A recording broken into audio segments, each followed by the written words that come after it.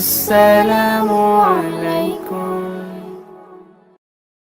আলহামদুলিল্লাহ রাব্বিল আলামিন ওয়াসসালাতু ওয়াসসালামু আলা সাইয়্যিদিল আমবিয়া ওয়াল মুরসালিন ওয়া আলা আলিহি ওয়া আসহাবিহি আজমাইন।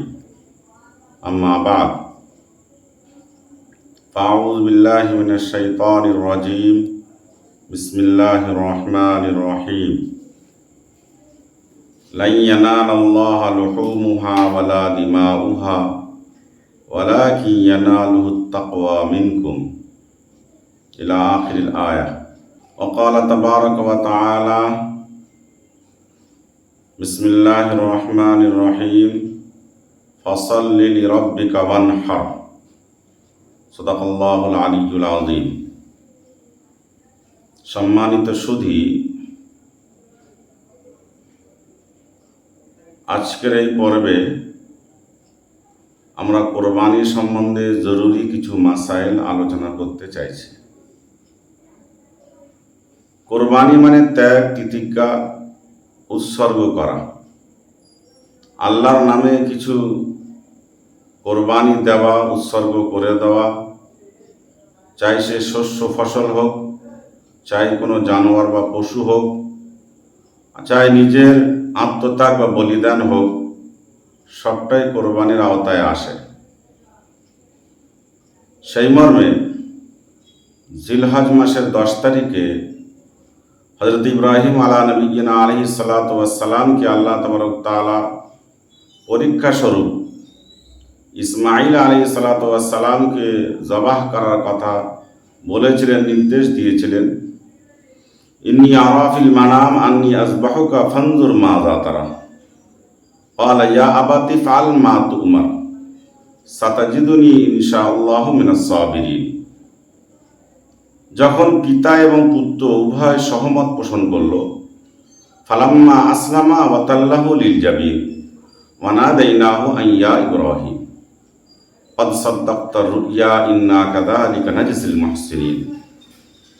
তো পিতা ইব্রাহিম আলাইহিস সালাতু ওয়াস সালাম পুত্র ইসমাঈল আলাইহিস সালাতু ওয়াস সালামকে আল্লাহর আদেশ পালনার্থে জবাহ করার জন্য উদ্যোগ হলেন এবং জবাহ করার জন্য পরিপূর্ণ প্রস্তুত হয়ে ছুরি চালিয়েছেন।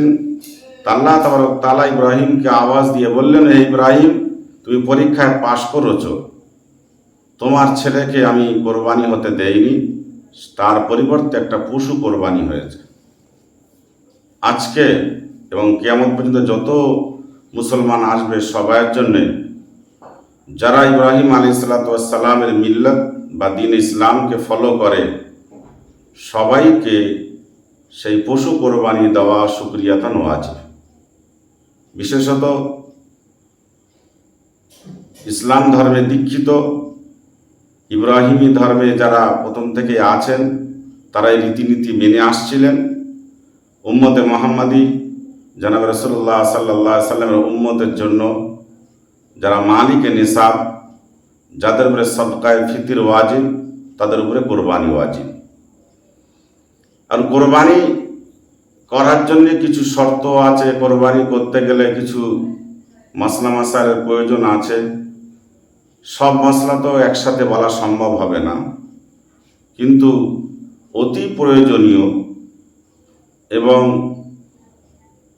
বর্তমান সময়ে যে সমস্ত মাসলাগুলি মানুষের মধ্যে বিভ্রান্তিকর, বিভিন্ন মুফতি বিভিন্ন ফতোয়া দিচ্ছেন, বিভিন্ন শায়েখ বিভিন্ন কথা বলছেন, সেই জায়গায় দাঁড়িয়ে কিছু মাসাইল আমি আপনাদেরকে পেশ করতে চাইছি। 1 নম্বর, কোরবানি দেওয়ার জন্য সর্বপ্রথম মনের ইচ্ছা, আবেগ এবং কোরবানির পশুকে আল্লাহর ওয়াস্তে উৎসর্গ করার উদ্দেশ্যে খরিদ করতে হবে, কিনতে হবে। যার যেমন সামর্থ্য সেই অনুপাতে সে কিনবে। 7 ভাগে না দিয়ে একটা জানোয়ার যদি ছোট হয় আর শরীয়তের মাসলা জেনে তার বয়স যদি হয়ে যায়, তাহলে যেখানে জায়েজ সেই জায়েজ অনুপাতে একাকি দেওয়া উত্তম। কারণ 7 জনের মধ্যে বাকি জনের নিয়ত কি হবে না হবে আল্লাহই ভালো জানেন। সেই জন্যে বেশি দামে কেনেন চাই না কেনেন, অল্প দামের হলে 2 বছরের একটা গরু বা 1 বছরের একটা ছাগল বা উট যদি কেনেন তো 5 বছরের একটা উট আপনি নিজের সাধ্য মতো কিনে নেবেন, কিনে সেটাকেই আল্লাহর ওয়াস্তে জবাহ করবেন। দ্বিতীয় মাসলা,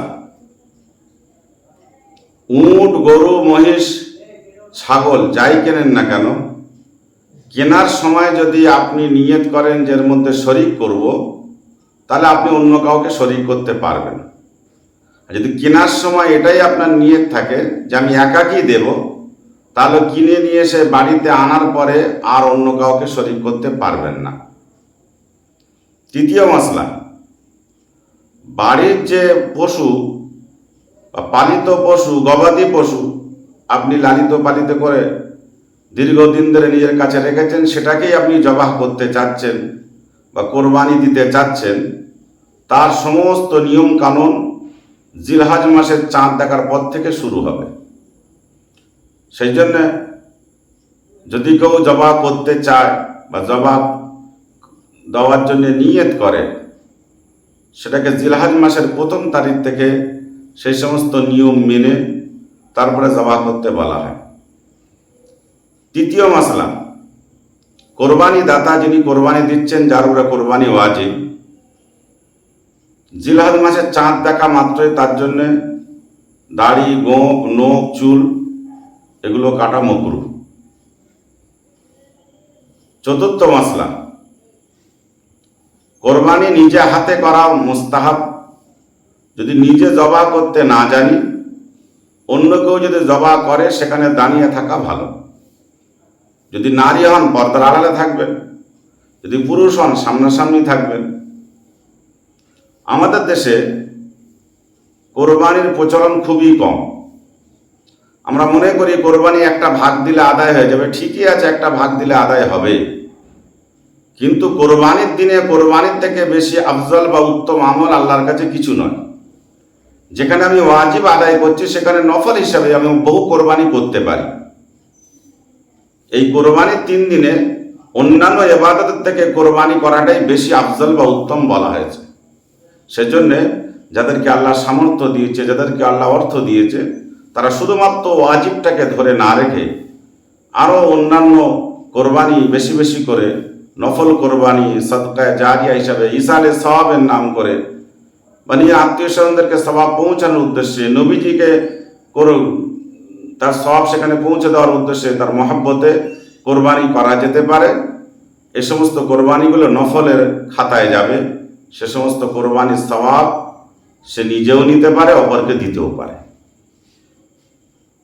নম্বর 5, কোরবানি জানোয়ার যখন কিনবো একটু দেখে শুনে কিনবো। যত হৃষ্টপুষ্ট হবে, যত লোম বেশি হবে, যত পয়সা বেশি যাবে, তত কোরবানির সওয়াব বেশি হবে। কোরবানির জানোয়ারের মধ্যে কোনো রকম যেন খুঁত না থাকে, লেজ কাটা না হয়, 4টি পায়ের মধ্যে কোনো একটি পা যেন খোঁড়া না হয়, চোখ যেন অন্ধ না হয়, কানা না হয়, শিং যেন ভাঙা না হয়। এছাড়াও যেন মারাত্মক এমন ব্যাধি, যে ব্যাধি হলে মানুষ পশু খেতে চায় না, পশুর গোশতও চলে না, সেই রকম ব্যাধিওয়ালা জানোয়ার যেন কিনে না নিয়ে আসে। তাছাড়াও আমরা অনেক সময় গরু কিনতে গিয়ে দেখি যে আমরা বলদ গরু বাদ দিয়ে অনেক সময় বকনা গরু কিনি। বকনা গরুকে কোনো গাভী গরু যদি কিনে নিয়ে আসি, মনে করছি সেটা বকনা, অথচ পরে গিয়ে বোঝা গেল এটা গাভী।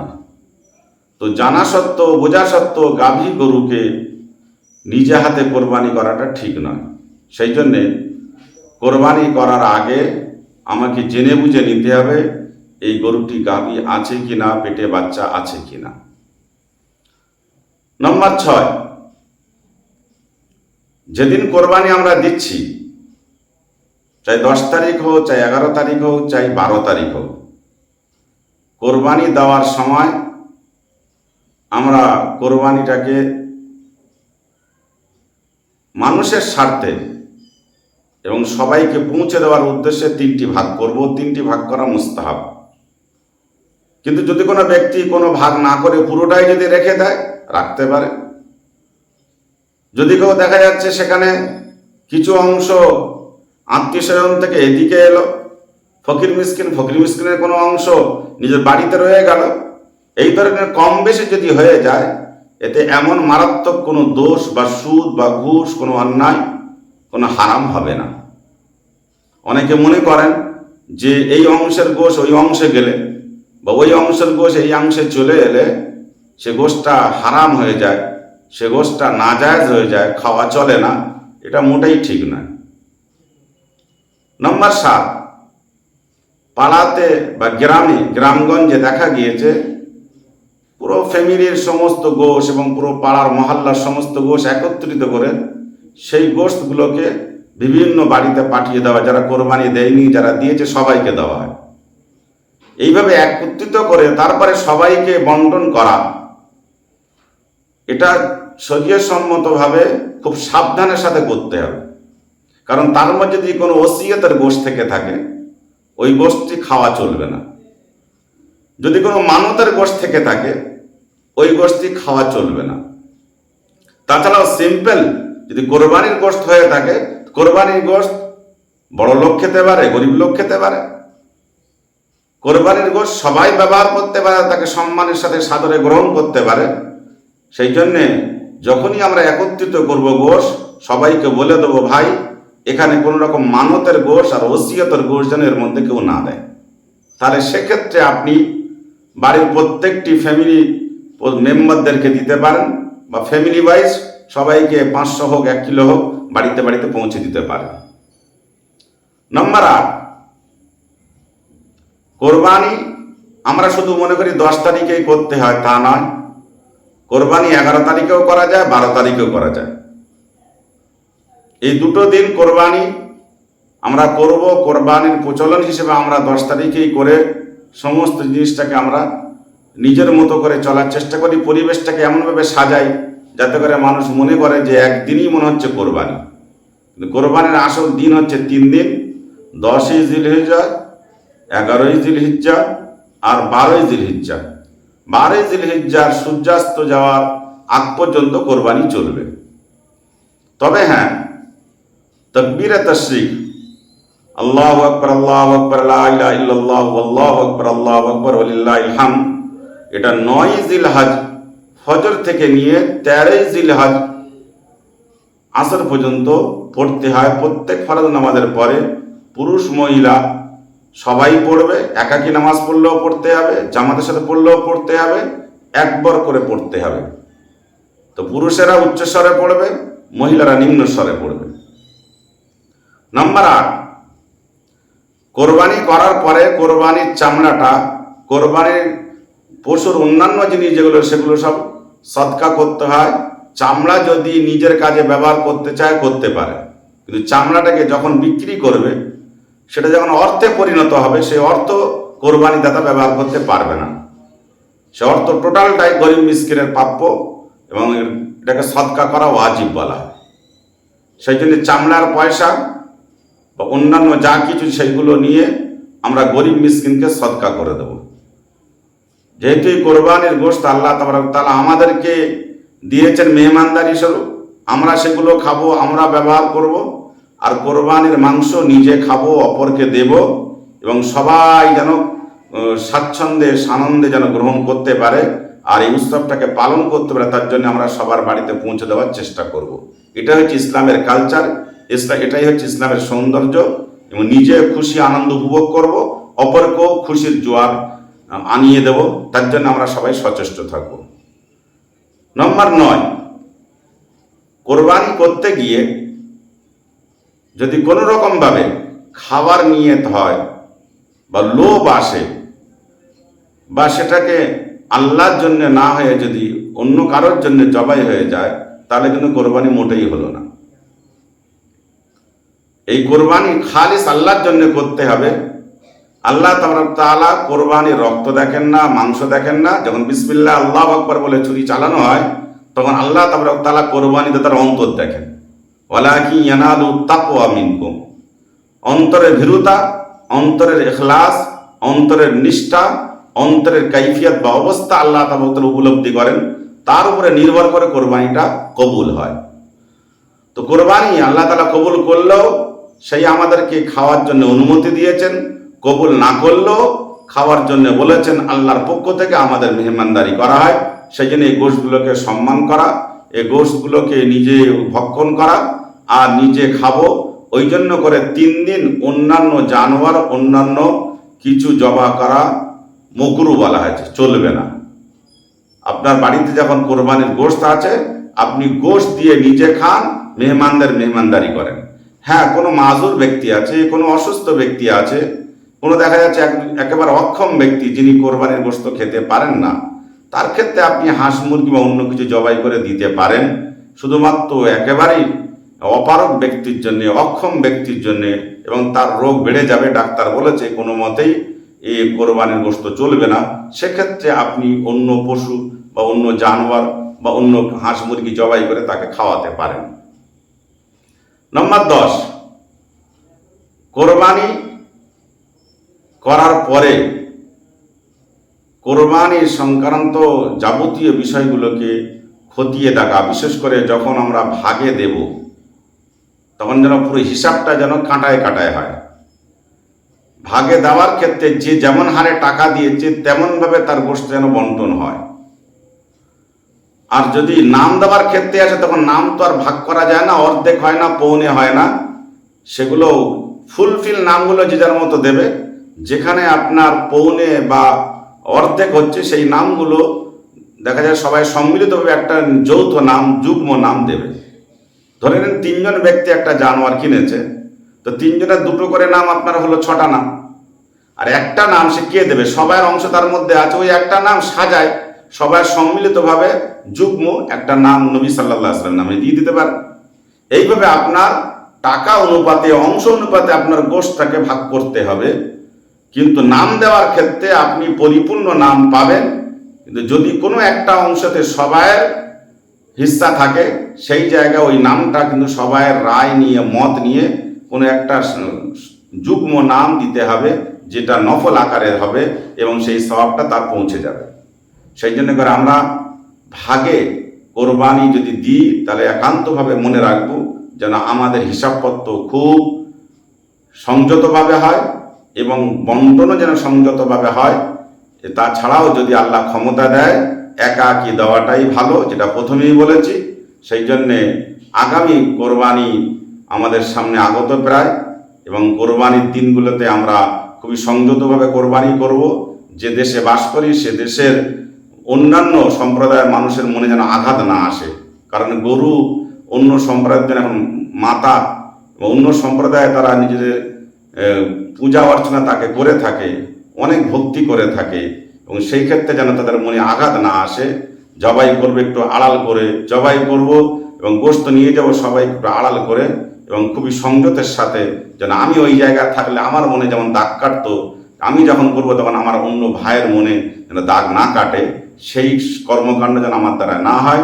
সেই জন্য খুব লুকিয়ে করব এবং খুব সামলে করব, খুবই সতর্কতার সাথে করব, আর খুবই মানুষকে লুকিয়ে মানুষের চোখের আড়াল করে এবং গোশগুলোকে নিয়ে যাব, যাতে কোনো রক্ত রাস্তায় না পড়ে, কোনো রকম গোশত মাংস দেখা না যায়, এবং অন্য সম্প্রদায়ের মানুষ আমাদের দিকে আঙুল না তুলতে পারে, কোনো সাম্প্রদায়িক রং যেন না লাগে। সাম্প্রদায়িক সম্প্রীতি বজায় রেখে আমরা আমাদের ইবাদত, আমরা আমাদের এই উৎসবকে পালন করব। আল্লাহ তাআলা আমাদেরকে বলার থেকে বেশি আমল করার তৌফিক দান করুন। ওয়া আখিরু দাওয়ানা আলহামদুলিল্লাহি রাব্বিল আলামিন। রাঙিনায় এসো শান্তির মোহনা।